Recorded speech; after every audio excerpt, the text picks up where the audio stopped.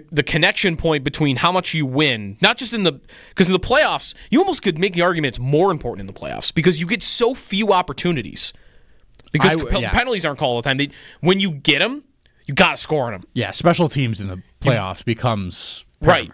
Right. It becomes more important. In the regular season, I mean, his idea and others that power play might mean more to winning than you think. The Sabres are a great example of that.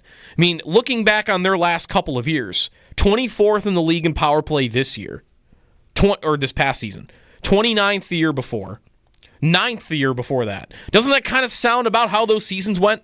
Right. It's all connected. And for 2 years now, they haven't been able to figure it out. So I don't think they're getting Mitch Marner. But when I think about ways that they could break the drought without spending to the cap, because I don't really expect them to do that, without getting Mitch Marner, because I don't really expect them to do that, without going out and getting a star goaltender, because I think they could use that. I don't expect them to do it.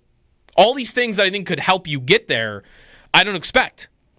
But one area, if you're just looking for, all right, if they can do it without, with these shortcomings that we think they have, how could it happen? It's that. They have a year, maybe even the personnel isn't totally different, but somehow they find their way to a top 10, even top 5 power play. But I think you're going to need one of two things to happen for that.